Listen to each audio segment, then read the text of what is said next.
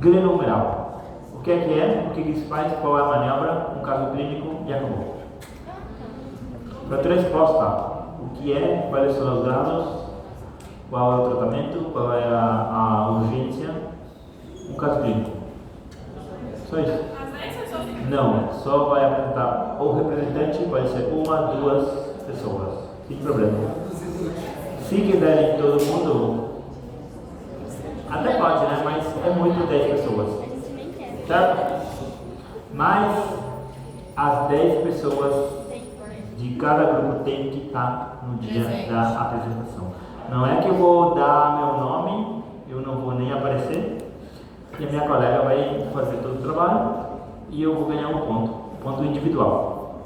Eu vou fazer pergunta, mas bem, eu vou fazer pergunta para o público e para essas 9 pessoas que estão aí, e também para quem está apresentando, né? Certo? Não é justo, porque quem está apresentando já está apresentando. Já, mas ela sabe de tudo, e os colegas têm que ir acompanhando, certo? Não é muito difícil, é fácil? Precisa fazer para entregar também ou só? Precisa. Nada muito elaborado, só Trabalho escrito. algumas folhas impressas, uma carpeta, PowerPoint. Em forma de Vancouver? Oi? Em forma de Vancouver? Sim, Vancouver. Ok? Só semana que vem com vocês. Tá bom. Certo, vocês quem mandam. Ok, semana que vem. Segunda então. Ok. A gente vai conversar sobre hérnia de disco, tá? Consegui abrir os slides aqui. ¿Cómo se define la hernia? La hernia es una patología, es una enfermedad que afecta a la columna. Puede ser la región cervical, puede ser la región lumbar, que es más frecuente también, en donde el núcleo pulposo del disco intervertebral se protruye, ele sai do lugar e vai para trás, geralmente.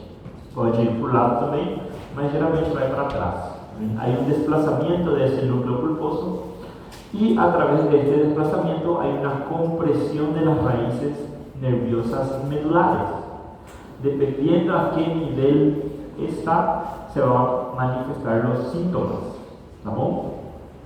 Entonces, es una enfermedad que afecta el núcleo pulposo de los discos intervertebrales, ¿ok? En donde van a comprimir o presionar lo que son las raíces medulares. Pueden ser contenidas también, donde solo van a haber deformaciones, pero también puede ser las llamadas protrusión discal o con rotura. Vamos a ver los lados de hernias que tenemos, ¿sí? Ustedes se acuerdan que este es el disco intervertebral, ¿ok? Tenemos un anillo fibroso y un núcleo pulposo. La hernia es cuando este núcleo pulposo protruye para atrás o para los lados. Puede ser por un debilitamiento de este anillo fibroso.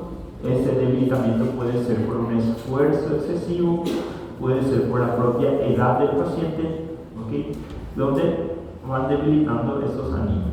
Los tipos de hernia tenemos por degeneración, justamente, que es por la degeneración por la edad, ¿sí? Donde se van desgastando esos anillos y van protruyendo el núcleo hacia la periferia.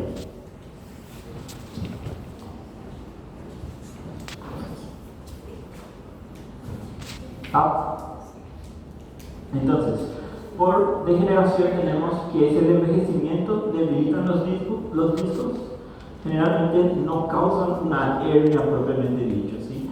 Pero tiene una pequeña protrusión, como podemos ver a este nivel. ¿Bien? Prolapso, en donde ya hay una deformación mucho más marcada de lo que es el anillo fibroso, ¿okay? También se llama protrusión o abultamiento. ¿Okay? La extrusión, cuando hay una rotura de este anillo fibroso, ¿okay? El núcleo pulposo gelatinoso atraviesa ya la pared de este anillo. ¿Está bien? No no hay solo una deformación, sino que ya hay un rompimiento, una rotura del anillo fibroso. Y por último, el secuestro, en donde el núcleo pulposo ya cae dentro del canal medular, que es mucho más marcado, es una patología mucho más complicada. ¿Okay? Se llama también hernia del núcleo pulposo. ¿Okay? Y esos son los 4 tipos de hernia que tenemos: degeneración, ¿sí? Después tenemos prolapso, después tenemos extrusión, que ya es la rotura, y por último el secuestro, que es cuando el núcleo pulposo ya cae dentro del conducto medular. ¿Cuáles son los factores? Causas y epidemiología. Generalmente son elevación de objetos pesados, ¿okay? Por torsión, o sea, tenemos que la columna se tuerce de cierta forma, o sea que nos agachamos mal y tratamos de alzar el objeto pesado, y eso causa generalmente la extrusión del disco intervertebral. Vibración corporal, obesidad también, y pobre acondicionamiento físico. ¿Okay? La vibración corporal se puede dar generalmente por andar en motocicleta, o se puede dar también por equipos de construcción. ¿Okay? Los obreros que trabajan en equipos de construcción con maquinarias pesadas generalmente tienen este tipo de lesiones por vibración, porque ellos utilizan maquinarias que vibran intensamente. ¿Okay? También se puede dar un ejemplo de andar en una motocicleta por un tiempo muy prolongado, o sea, días y días consecutivos, en donde eso va vibrando de forma constante. ¿Okay? La obesidad se entiende también el exceso de peso. ¿Okay? El dolor lumbar es común incluso en gente sin factores de riesgo. Una de las causas más frecuentes de consulta en traumatología es el dolor lumbar. ¿Bien? Usted tiene que hacer una diferencia entre un lumbago y una hernia, ¿sí? Porque el lumbago es muy frecuente en los consultorios. ¿Sí? Un lumbago, ¿qué es? ¿Alguien puede definir cómo sería un lumbago y una hernia? Un lumbago es un dolor localizado a nivel lumbar. Generalmente se da por las contracturas musculares de esa región, de la pared posterior de lo que sería el tronco. ¿Sí? Esa contractura muscular puede ser por estrés, puede ser por esfuerzo excesivo, ¿okay? En donde hay una rectificación de la columna. ¿Sí? Como es algo rígido, ¿verdad? Los músculos se contraen, no se relajan de cierta forma, comprimen los nervios que están a ese nivel y causan un dolor bien localizado. ¿Sí? Ese es el lumbago. A diferencia de la hernia, en donde hay una lesión del disco intervertebral, el dolor también es localizado a nivel lumbar, pero generalmente hay un dolor reflejo o una, ¿cómo se dice? Una irradiación a miembros inferiores. ¿Por qué? Porque está afectado el dermatoma que afecta ese miembro inferior. O sea, es diferente. El otro es bien localizado, las causas podrían ser casi iguales, pero la fisiopatología es diferente. Uno se da por compresión de los nervios raquídeos, en donde hay una irradiación a miembros inferiores. Esa irradiación, ¿qué característica tiene? Tiene una característica de un dolor intenso, generalmente quemante, puede haber paresia, puede haber parestesia, ¿okay? O sea, sensación de hormigueo, incluso puede haber parálisis de cierto grado. ¿Okay? O sea, es mucho más marcado la sintomatología de la hernia. ¿Okay? Bueno, ahí vemos esfuerzo, vemos vibraciones, sobrepeso. También causa y epidemiología. Cerca de 2/3 sufren dolor lumbar en algún momento de su vida. Es el segundo lugar como síntoma de la consulta médica, yo diría que es el primer lugar. Hay una amplia gama de tratamientos del dolor, ¿okay? Entonces, no todo dolor lumbar es una hernia, tiene que saber discernir entre eso, ¿sí?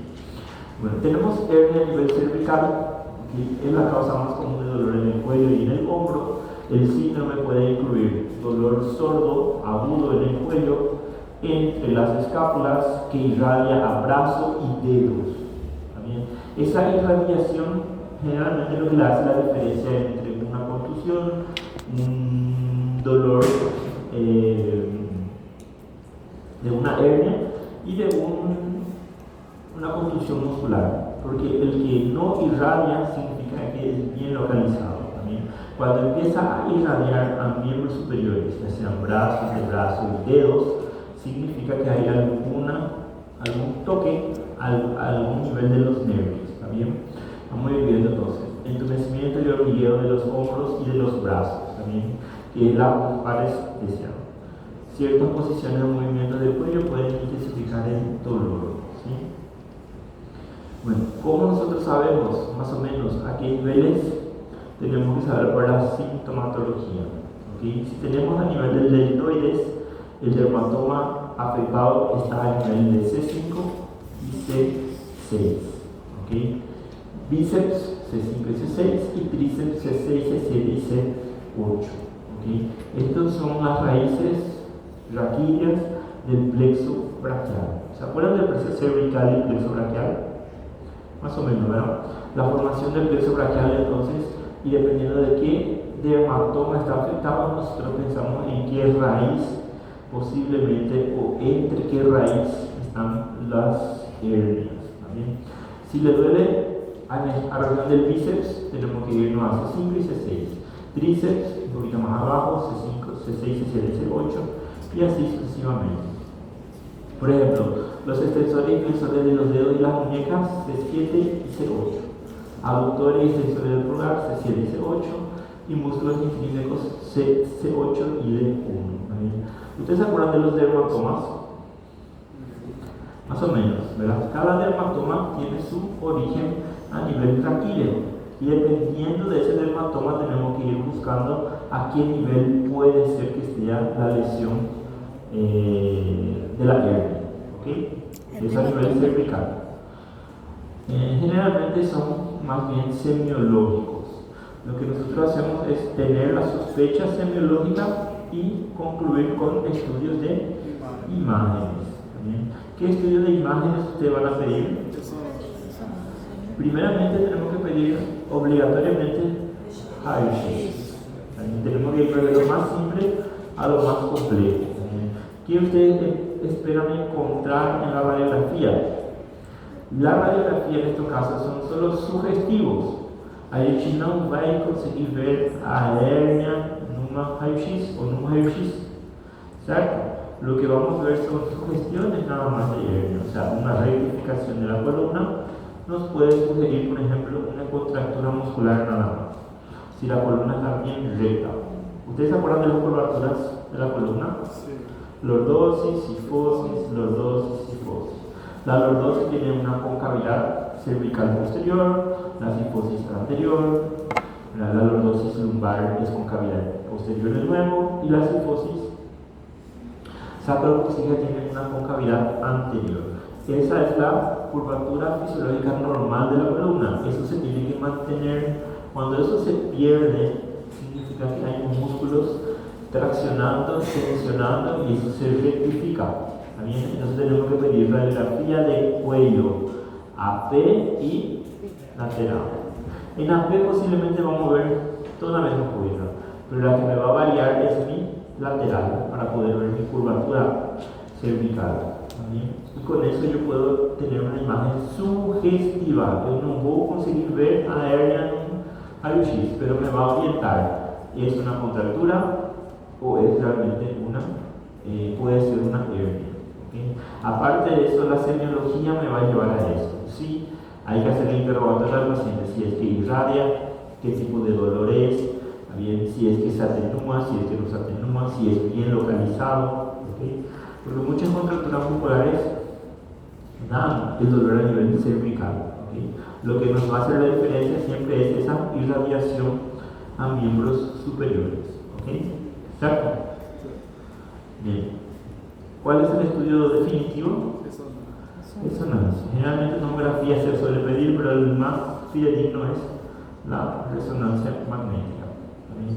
El tratamiento de las hernias, por más que ustedes digan que es quirúrgico, solo 5% de todas las hernias es quirúrgico. La mayoría de ellos es tratamiento médico conservador o tratamiento no quirúrgico. ¿También? La mayoría de los pacientes no necesitan cirugía inicialmente. ¿También? Una vez que se hayan agotado todos los recursos médicos, ahí recién se opta para la cirugía. ¿También? Puede recomendarse una terapia aplicable frío-calor, la primera 24 48 horas, medicamentos como antiinflamatorios, relajante muscular, analgésicos. Son de gran ayuda en estos casos. ¿Okay? El paciente que tiene ese tipo de dolor solo quiere que se le pase ese dolor. ¿Está bien? ¿Y ustedes ya tuvieron alguna vez un lumbago o algún dolor cervical? Es un dolor muy intenso, a veces insoportable. ¿Está bien? ¿Y qué tienen que hacer?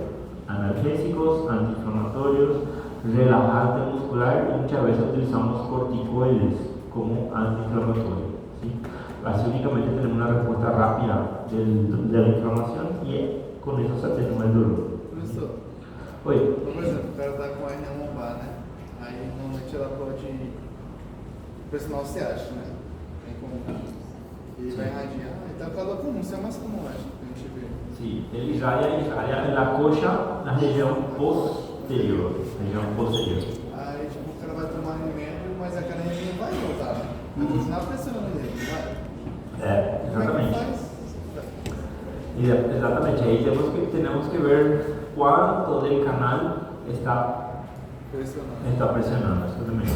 Si ya se intentó con frío-calor, fisioterapia, reposo, cambio en la actividad cotidiana del paciente, tenemos que intentar eso. Por ejemplo, si un paciente que trabaja pesado, alzando mercaderías todos los días, de cima para abajo, no va a pasar ese dolor. Entonces tenemos que cambiar su trabajo.